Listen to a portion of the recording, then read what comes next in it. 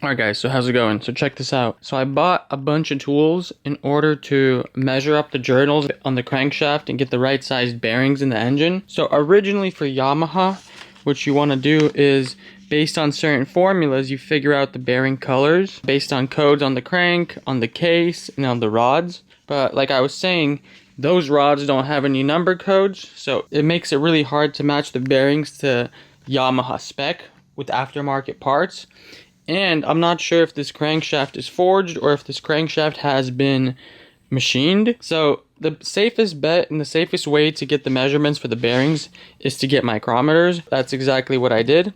So this is a 1 to 2 inch micrometer, which is pretty accurate, and this is a mechanical one.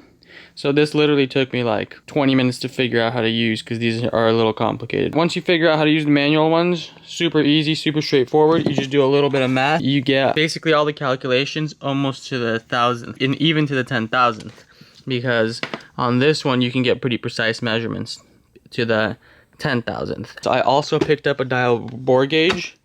I'm not sure if I'm going to end up using this, but maybe once I get the new bearings, just to measure the clearance when I put the bearings into the connecting rods.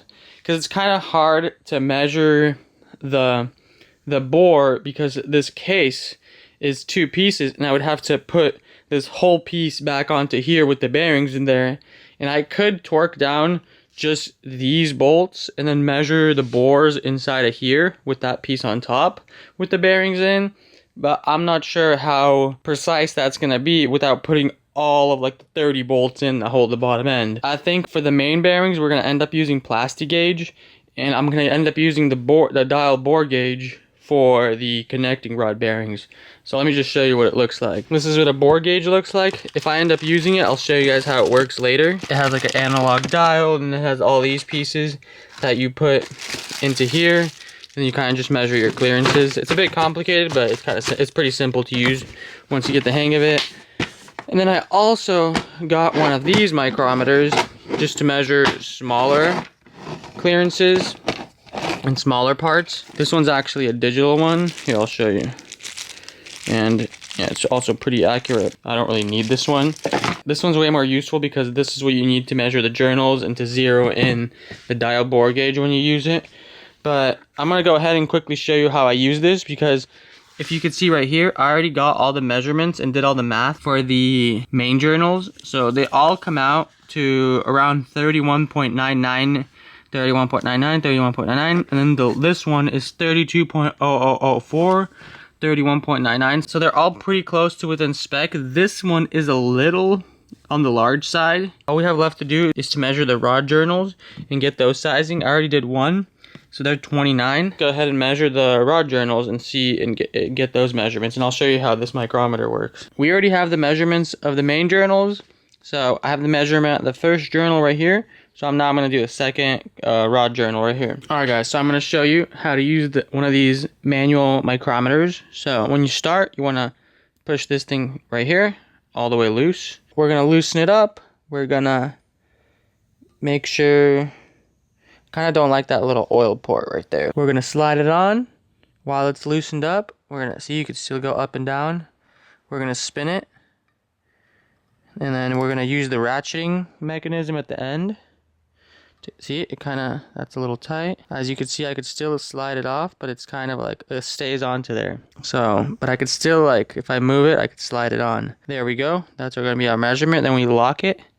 And we're going to look at our measurement. So if you see those 3 dashes after the 1, that's going to be 0.175. As you can see right here, 0.175. Then we're going to look at this number right here on this spindle. So that's a 5 right there. This middle line is just below the 6. So when that happens, we go down to the lower number. We round down. So that is not going to be 6. It's going to be a 5. So what we're going to do is we're going to add plus 0.005. So that's what we're going to add, plus 0.05.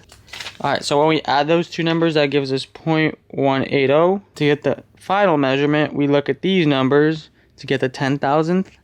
And then you kind of see which one lines up the best with this spindle right here. It looks like, if you look right here, like the 9 is the straightest line. So that's going to be a 9. So what we do is we just, right there, we put that number right at the back of our equation. So 0.1809, and that's gonna be, we're gonna also add a 1 to the front because this is a 1 to 2 inch micrometer. So 1, so there we go. So that's 1.1809. I didn't realize that this micrometer was in inches, which is annoying.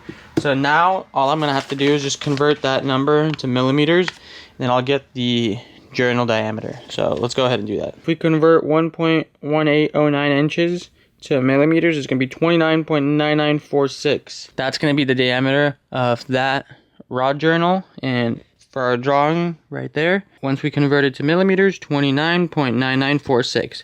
Once we get that measurement, and once I get the measurements of the other two rod journals, I can basically do the calculations and figure out what are the closest bearings that are going to fit for this.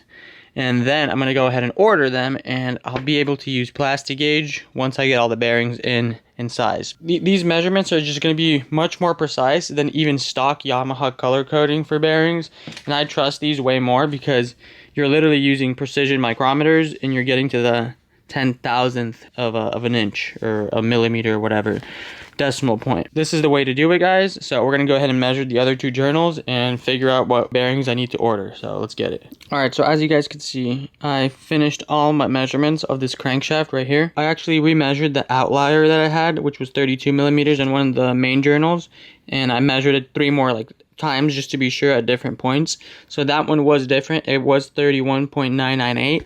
So all of our main journals are basically within 31.99, 31.99, 31.99, 31.99, and that's pretty close to standard factory spec. With the rod journals, we're also good. 29.998, 29.99, 29.99, 29.99, so they're all within spec. Right now, what I'm leaning to with the bearings is to just order standard size bearings, or maybe just a plus 0.25 on the main bearings to give us more oil flow on the mains, and then just do standard bearings on the rods. The last thing that I really have left to do is, what I think I'm going to do is order the rod bearings and then order the main bearings, and then I'm going to just have to use the bore gauge to get the precise clearances on the rod bearings, and see if I might have to replace like half a bearing or a full bearing just to give one of these rods maybe more clearance.